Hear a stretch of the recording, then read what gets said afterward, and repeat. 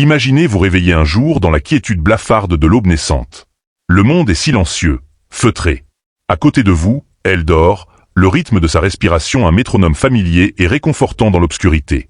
Vous connaissez l'odeur de ses cheveux, le poids exact de son bras sur votre poitrine, l'architecture subtile de son visage au repos. C'est le paysage de votre intimité, un territoire que vous croyez connaître par cœur. Mais soudain, un changement. Ce n'est pas un son. Ce n'est pas un mouvement. C'est une modification dans l'atmosphère même de la pièce. C'est la prise de conscience glaçante que l'espace entre vous, autrefois rempli d'un courant de connexion tacite, est maintenant un vide glacial et mort. Ses yeux sont toujours clos, sa respiration inchangée, mais vous le sentez jusqu'à la moelle, un retrait. Un verdict silencieux et interne a été rendu. Et vous n'avez aucune idée du crime que vous avez commis. C'est la terreur sacrée qui hante l'amour moderne. C'est le paradoxe qui se niche au cœur de la connexion humaine. Comment les actes mêmes que nous croyons être des démonstrations de notre plus profonde dévotion peuvent-ils devenir les clés de voûte de notre propre perte? Comment les mots que nous prononçons dans des moments de vulnérabilité extrême, les phrases que nous pensons nous souder à une autre âme, peuvent-ils devenir les ciseaux mêmes qui brisent le lien pour toujours? On nous nourrit d'une mythologie de l'amour, un grand opéra de gestes dramatiques et de supplications désespérées. On nous apprend qu'aimer, c'est avoir besoin. Que désirer, c'est être terrifié par la perte. Et que la preuve ultime de notre affection est une volonté de nous dissoudre complètement dans l'autre. Le héros sous la pluie, hurlant sa dévotion. Le poète, proclamant qu'il ne peut respirer sans. Sa muse. L'amant, promettant de faire astérisque n'importe quoi astérisque, de sacrifier sa propre colonne vertébrale sur l'autel de sa bien-aimée. Nous voyons cela comme des archétypes de la passion. Mais si ce n'était pas le cas, et s'il s'agissait de récits édifiants, de dramatisation non pas de l'amour, mais d'un vide profond et terrifiant, et si chaque mot qui quitte votre bouche n'était pas seulement un ensemble de sons, mais un hologramme de votre monde intérieur, une projection complète et tridimensionnelle de vos peurs, de votre histoire, de votre estime de soi, ou de son absence. Et si une femme, ou toute personne avec qui vous cherchez à vous connecter, n'entendait pas seulement vos mots, mais ressentait l'architecture de votre âme. Elle sent les tremblements dans ses fondations. Elle perçoit les chambres vides où un noyau solide de soi devrait se trouver. Elle sait instinctivement si elle se trouve devant un royaume souverain, l'invitant en côte d'honneur, ou devant une ruine chancelante, la suppliant de devenir son mur porteur. C'est le langage invisible parlé sous chaque conversation. C'est une fréquence subsonique d'amour-propre qui communique plus de vérité qu'un millier de mots doux murmurés. C'est la différence entre un homme qui dit « Je te choisis pour faire partie de mon monde » et un homme qui crie silencieusement « J'ai besoin que tu sois mon monde, car je n'en ai pas ». Le premier est une invitation à danser. Le second est une condamnation à une vie de labeur émotionnel. Pensez Y. Avez-vous déjà senti une conversation basculer? Un moment où la lumière dans ses yeux a vacillé et s'est estompée, non pas à cause de ce que vous avez dit, mais à cause de la supplique cachée qui frémissait derrière vos mots? Vous avez offert un compliment, mais ce qu'elle a ressenti, c'est une tentative désespérée d'obtenir son approbation. Vous avez essayé d'être vulnérable, mais ce qu'elle a perçu, c'est un puissant fond de besoin. Vous parliez le langage de la connexion, mais le dialecte était celui du désespoir, et la traduction qu'elle a reçue était un seul mot glaçant, astérisque fardeau astérisque. Cela nous amène à la grande et troublante question. Et si le langage de l'amour qu'on vous a enseigné était en réalité le langage de l'auto-annihilation? Et si l'intensité que vous confondez avec la passion n'était que la friction de vos propres insécurités se frottant au monde? Et si le plus grand acte d'amour n'était pas de s'accrocher avec une terreur aux jointures blanches, mais la démonstration calme et inébranlable que vous pourriez survivre à la perte? Que votre identité ne vous est pas prêtée par elle. Que votre âme n'est pas une garantie dans la transaction de votre relation. Êtes-vous en train de construire un pont entre deux continents entiers, ou essayez-vous désespérément d'arrimer votre radeau en perdition à son navire? Êtes-vous un homme qui ajoute à sa vie, ou un homme qui lui demande de maintenir la sienne? Car dans le tribunal silencieux de l'attraction, ce sont les seules questions qui comptent vraiment. Le verdict n'est pas rendu en jours ou en semaines, mais dans les microsecondes d'une conversation, dans l'énergie fugace d'une seule phrase. Il se trouve dans les mots qui vous échappent lorsque vous pensez être romantique, mais qui confessent en réalité votre propre effondrement intérieur. Nous sommes maintenant au bord d'une vérité brutale et éclairante. Les forces qui repoussent vraiment une femme n'ont rien à voir avec votre taille, votre portefeuille ou la voiture que vous conduisez. Elles sont bien plus intimes, bien plus primales. Ce sont les fantômes de l'inadéquation qui hantent votre langue, les spectres de la peur qui façonnent vos supplications. Ils se manifestent dans des phrases spécifiques, 3 incantations d'auto-effacement qui, une fois prononcées, peuvent faire tourner le respect en pitié et le désir en obligation. Ce ne sont pas de simples faux pas conversationnels. Ce sont des crucifixions verbales du soi. Ce sont les prières murmurées à l'autel de votre propre insuffisance.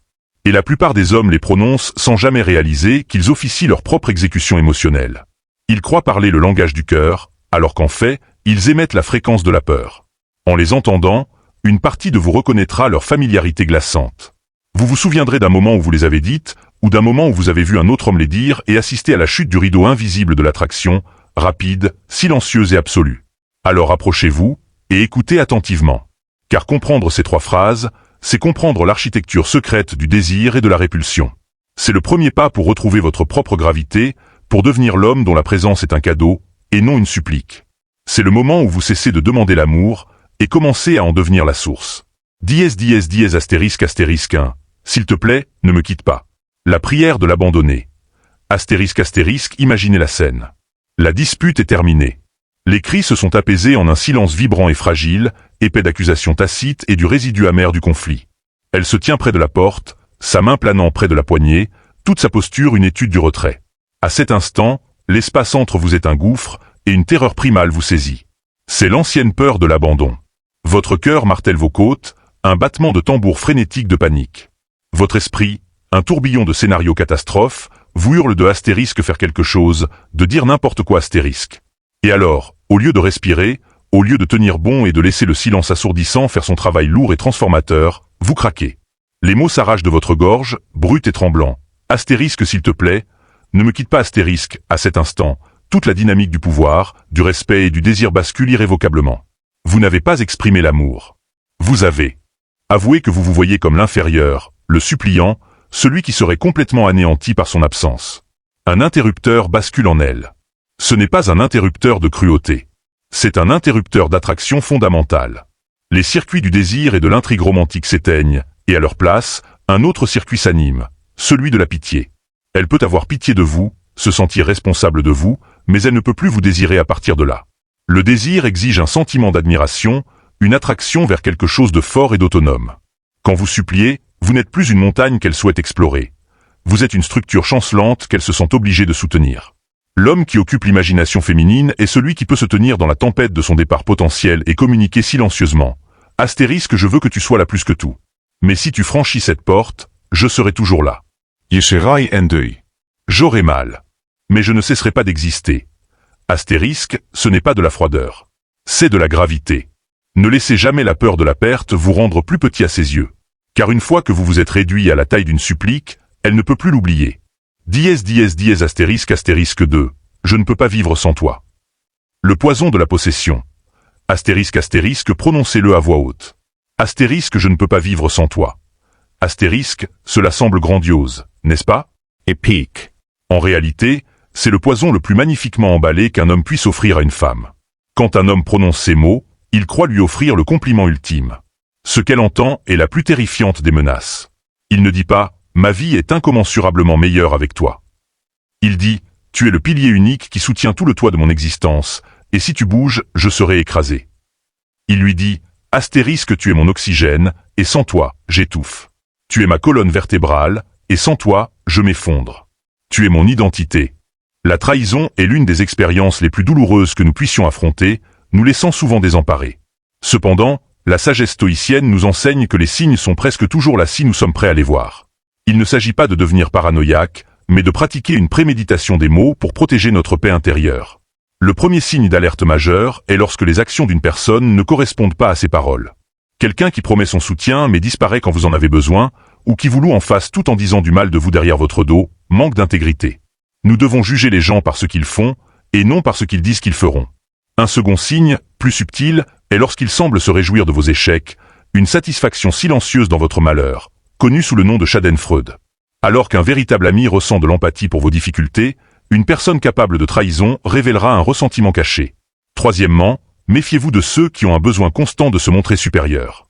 Ils transforment chaque conversation en une compétition, vous voyant comme un rival plutôt qu'un partenaire.